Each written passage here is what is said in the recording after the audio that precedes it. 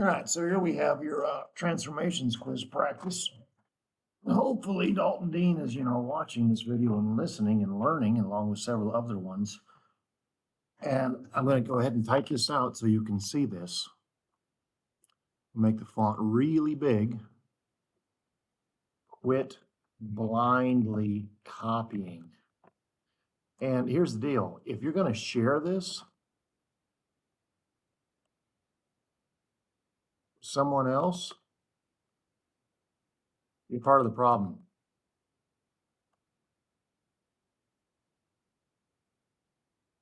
Let them watch the video. You're not helping your fellow student by giving them your work. You are handicapping them. All right? Make kids do what they're supposed to do, or they're just going to keep bugging you. All right, so what do we got here? This is a bonus one.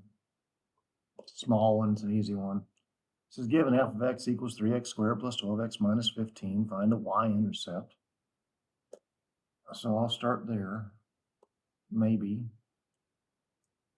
Oh man, it quit working the other day and it's still not working. We have a problem. Let me pause this. Something's wrong. All right, sorry about that. My pen wasn't working. All right, so we're supposed to find a whole bunch.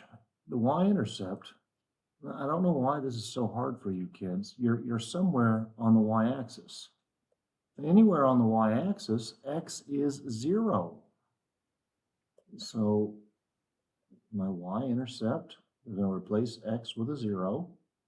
I have 3 times a 0 squared plus 12 times a 0 minus a 15. And of course, it's going to be the last number. It's negative 15. The instructions say ordered pairs. So x was 0 and y was negative 15. My x-intercepts, I'm somewhere on the x-axis. Y is 0. So that's going to be this guy. F of x is fancy for 0, or fancy for y. Now, I'm pretty clear in the text that whatever I give here will factor. Factoring is the easiest way to do it. Takes a 3x on x to create 3x squared.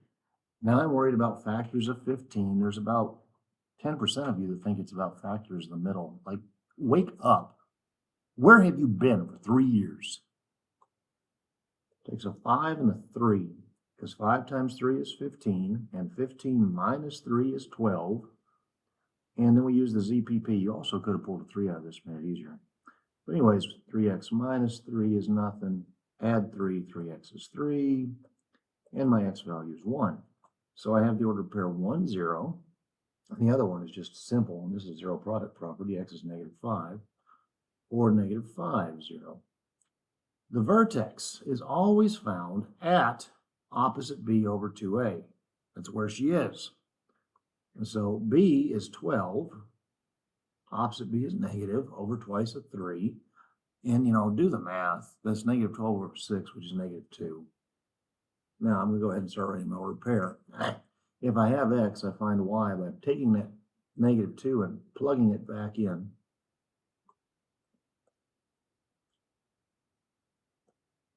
I'm just showing you how to work for this. Truth is, most people should do this in their head. That's going to be a 4. 3 times 4 is 12. That's going to be a negative 24 and a minus 15. Negative 24, take away 15, I think is negative 39, maybe. Seems right. 12 minus 39 is 27. This ain't that hard. The axis of symmetry for your parabola is always the x-coordinate of the vertex. It's always this guy right there. But you have to say x equals. You have to say x equals. Have to. All right, continuing with this backward thing. Let's see here. You guys are supposed to do end behavior and such forth. This is negative x to the odd. This would be like negative x to the 5th or whatever. But it doesn't really matter. If it's negative x with an odd exponent, it's going to start high and end low. And the verbal description that you guys just start writing, as x approaches negative infinity, notice I start talking about the left-hand side of the graph first, y is rising to infinity. And as x approaches positive infinity, y is falling towards negative infinity. That's the verbal description you have to include. Negative x to the even, this would be like negative x squared, like a core default of algebra 2. Starts low, ends low. As x runs left to negative infinity, as does y falls to negative infinity. And as x approaches positive infinity, y approaches negative infinity as well. These are 2 points apiece. They're easy peasy, lemon squeezy. Oops, wrong button. X to the odd will start her day high and start her day low and end her day high. And as x runs towards negative infinity, y shall fall to negative infinity. And as x approaches positive infinity, y shall also approach positive infinity. And we have x to the even. Starts high, ends high. As x runs left towards negative infinity, y rises to infinity and beyond. And as x approaches positive infinity, y is also approaching infinity. All right, we got some graphing. Number 8 is an x equals a constant. This is x equals c. But those are vertical lines.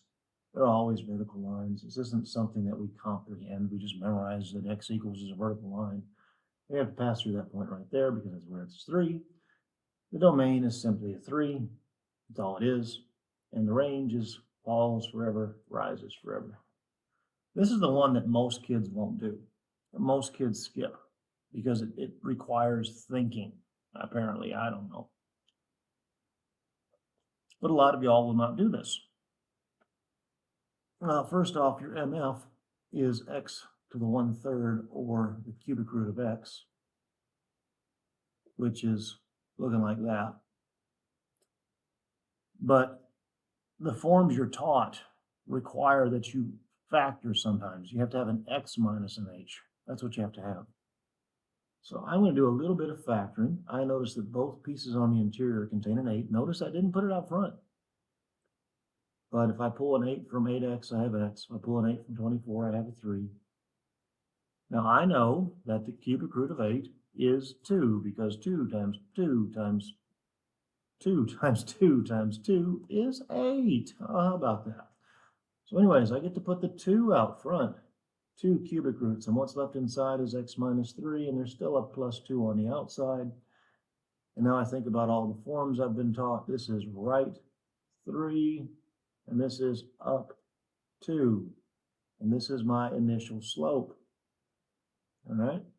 So right 3, up 2, slope of 2, both ways, because I'm trying to draw something that looks like mom. And then I just do that. Now this thing runs left and right forever. It also, albeit slowly, falls and rises forever.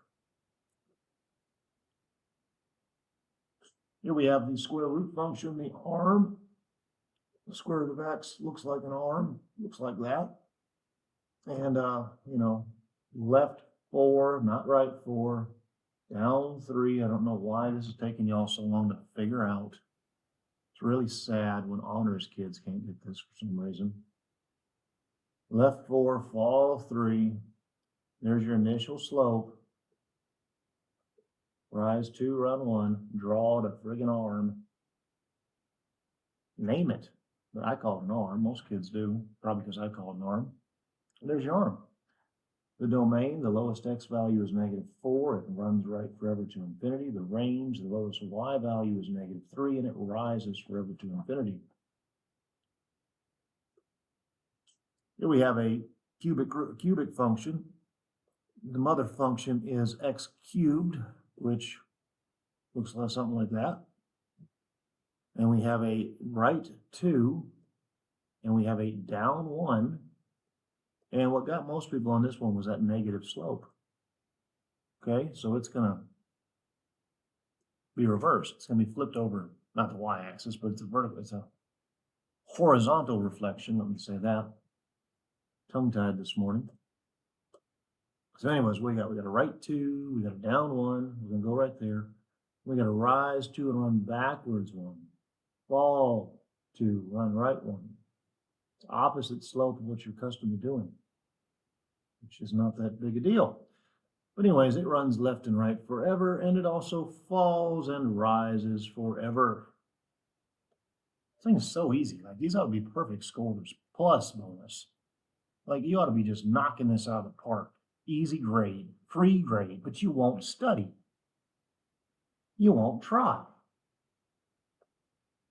Algebra 2 is only as hard as your head. You need to get that. It is only as hard as your head. If you want to be a hard head, fine. Be a hard head twice. We'll see you next year. It's just job security for this old man. Now, my placement on this one is not the best. Right 3 up 4. So I'm just going to have to wing this a little bit.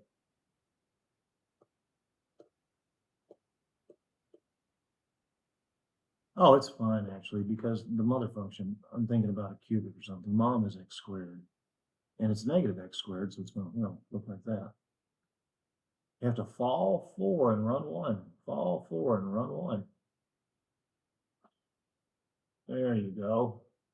Domain runs left and right forever. The range, the low value is negative infinity, and the high value is 4.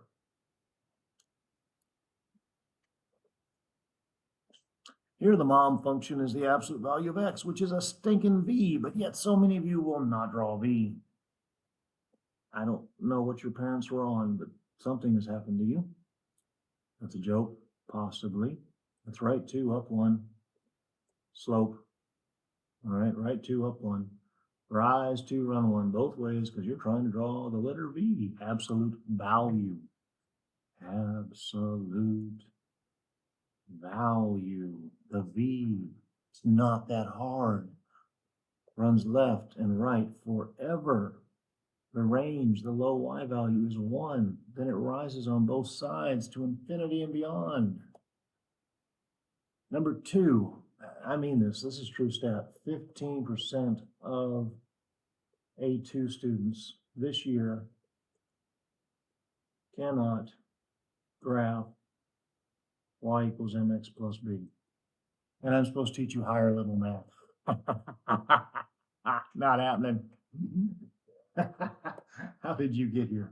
You're a post turtle. You're a turtle on a post and you didn't get up there yourself and you don't know what to do. Anyways, this is your y-intercept. This is your slope. All 2. There you go, y-intercept. Rise 4, run 1.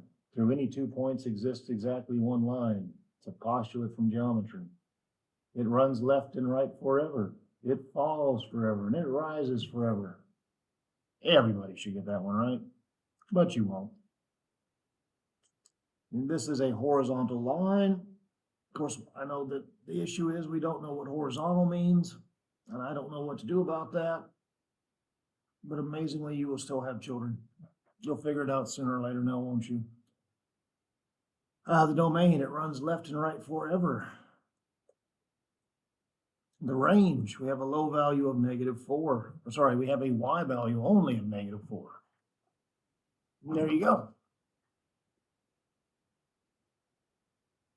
Should be easy peasy, free grade. Quiz Friday, ought to be a great grade. Please be a good grade.